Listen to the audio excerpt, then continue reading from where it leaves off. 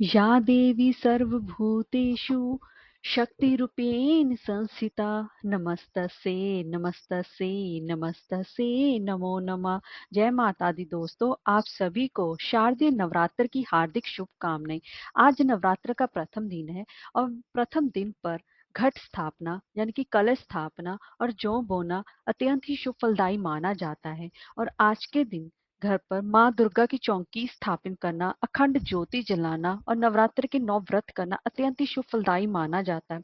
माँ दुर्गा की कृपा प्राप्त करने के लिए माँ दुर्गा के 9 स्वरूपों की पूजा अर्चना की जाती है और उनके पाठ किए जाते हैं। दोस्तों, आज की मैं आपको इस वीडियो में नवरात्र में दुर्गा सप्तशती का प्रथम अध्याय पाठ श्रवण करवा रही हूँ। तो चलिए वीडियो शुरू करते हैं। दोस्तों, अगर आपको हमारी वीडियो अच्छी लगी हो तो लाइक और शेयर करें और चैनल को सब्सक्राइब करना ना भूलें और कमेंट बॉक्स में जय माता दी अवश्य लिखें। तो चलिए वीडियो शुरू करते हैं। दोस्तों, नवरात्र के प्रथम दिन से आज हम दुर्गा सप्तशती के पहले अध्याय का पाठ कर रहे हैं। अब से आपको हर रोज दुर्गा सप्तशती के अध्यायों का पाठ अव वीडियो यहाँ पर अवश्य ही मिलेगी।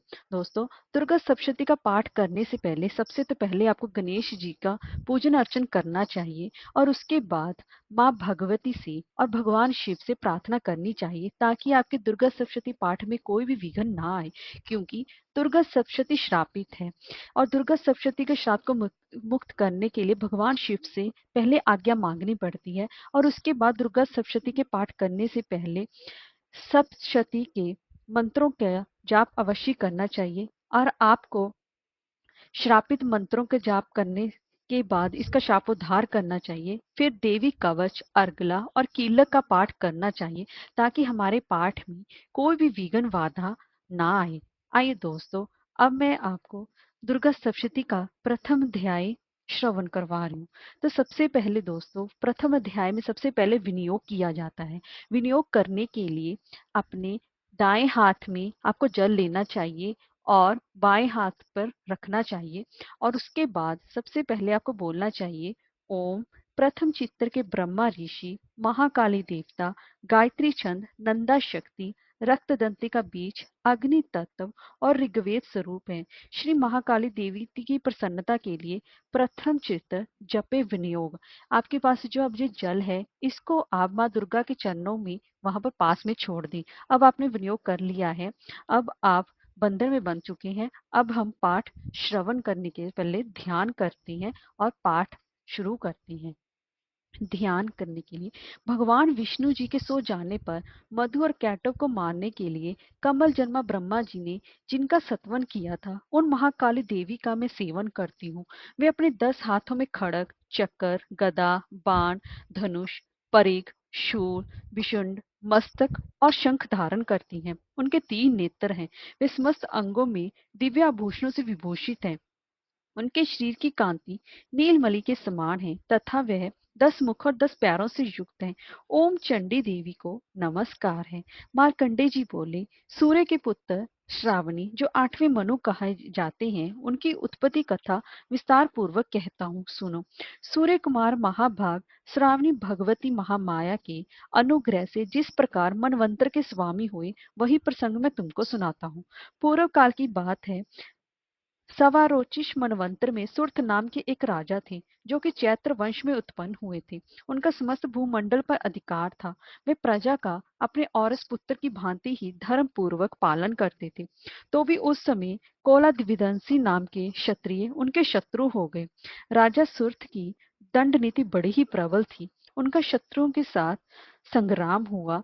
यद्यपि कोलादिवंशी संख्या में कम थे तो भी राजा सुर्थ युद्ध में उनसे परास्त हो गए। तब वे युद्ध भूमि से अपने नगर को लौट आए और केवल अपने देश के राजा होकर रहने लगे।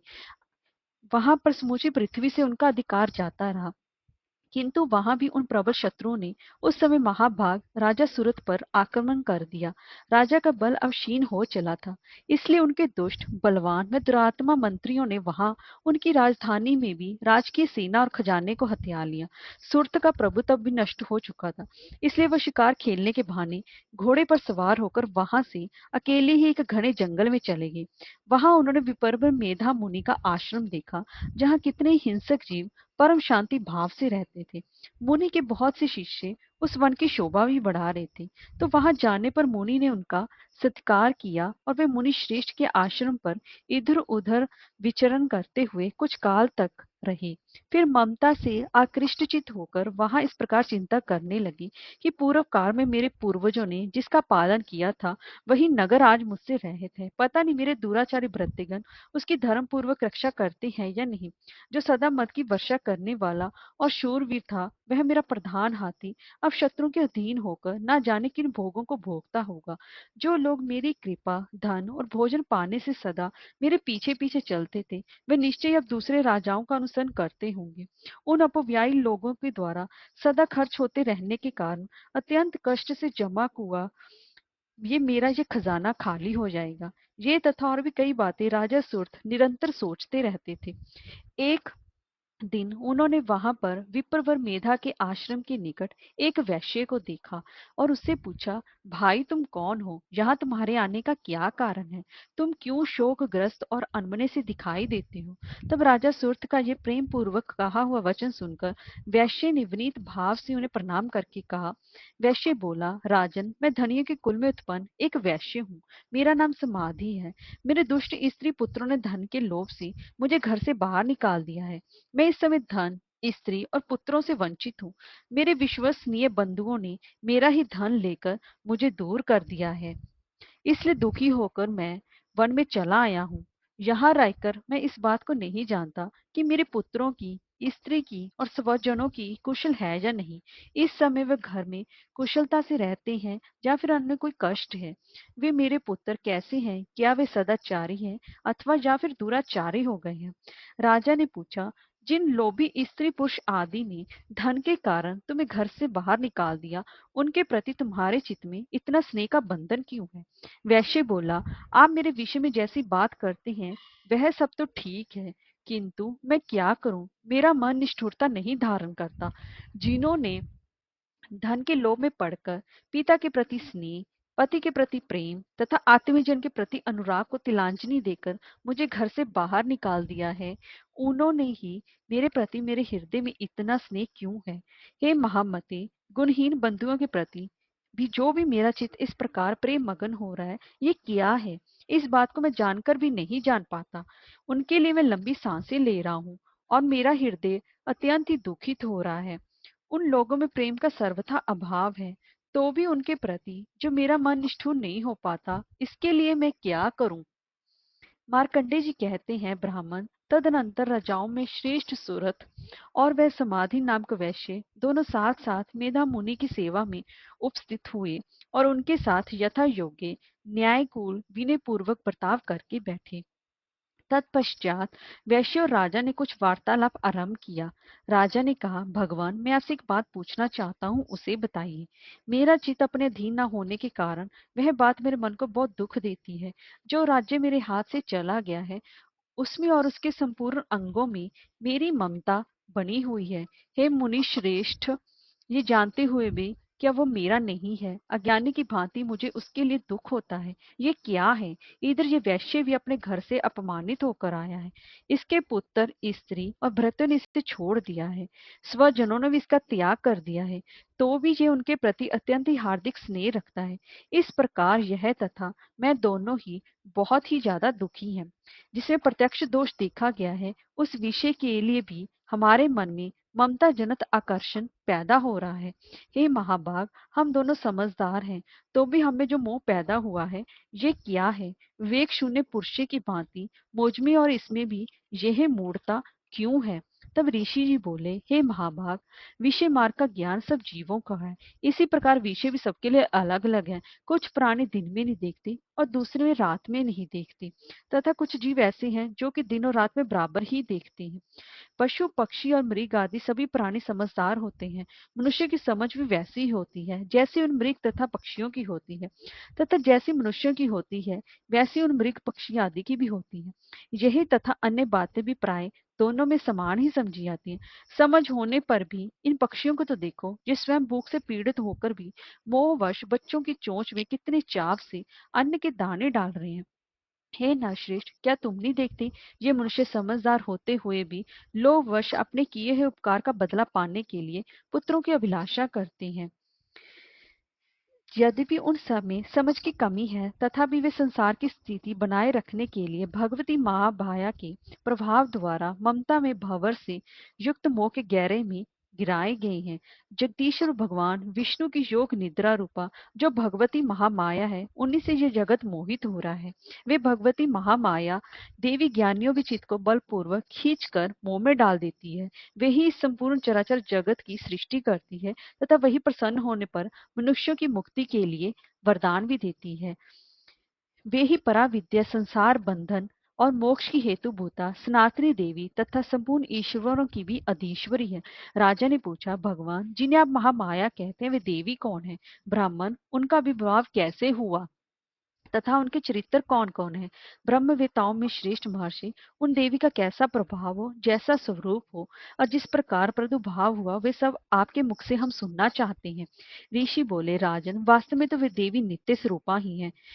संपूर्ण जगत ही उन्हीं का रूप है, तथा भी उनका पारकट्य भी उनके अनेक प्रकार से होता है। वह मुझसे सुनो।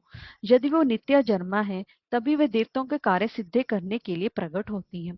उस समय लोक में उत्पन्न हुई कहलाती हैं। कल्प के अंत में जब संपूर्ण जगत में एकावर्ण में निमग्न हो रहा था और सबके प्रभु भगवान विष्णु शेष नाग जी की शैया बिछाकर योग निद्रा का आश्रय लेकर सो रहे थे, उस समय उनके कानों के मैल से दो भयंकर असुर उत्पन्न हुए, जो मधु और कैटव के नाम से विख्यात थे। वे दोनों ब्रह्मा जी का वध करने के लिए तैयार हो गए।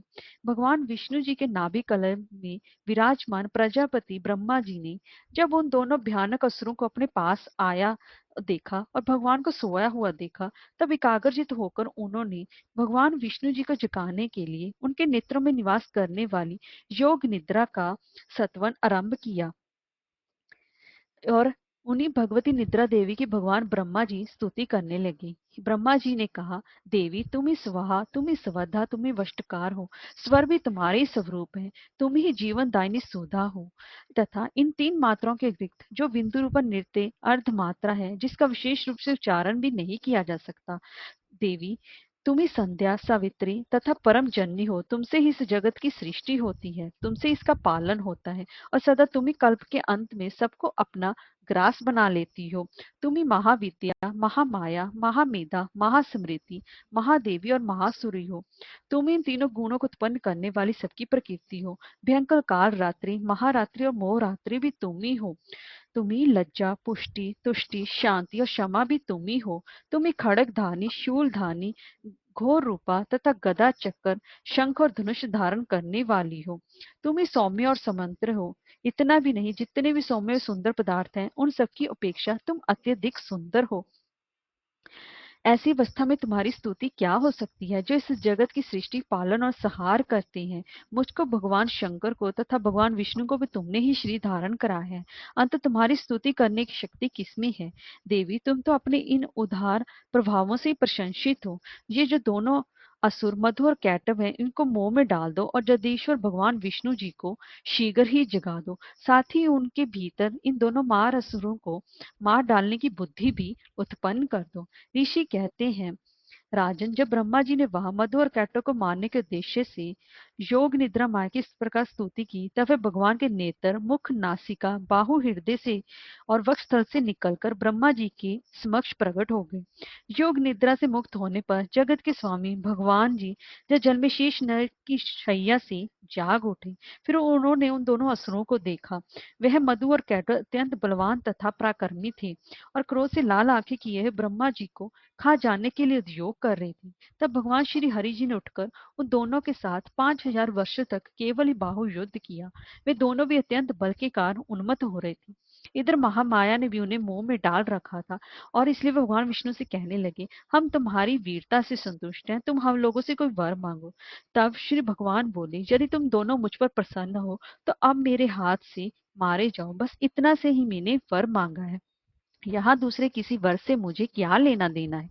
तब ऋषि कहते हैं, इस प्रकार धोखे में आ जाने पर जब उन्होंने संपूर्ण जगत में जल ही जल देखा, तब कमल नयन भगवान ने कहा, जहाँ पृथ्वी जल में डूबी ना हुई हो, जहाँ सूखा स्थान हो, वही हमारा व्रत करो। तब ऋषि कहते हैं, तब तथास्तु कहकर शंख चक्र और गदा धारण करने वाले भगवान जी ने उन दोनों के मस्तक अपनी जांग पर रखकर चक्कर से काट डाले। इस प्रकार ये देवी महामाया ब्रह्मा जी की स्तुति करने पर स्वयं प्रकट हुई थी। अब मैं तुमसे उनका प्रभाव का वर्णन करता हूँ। जय माता दी।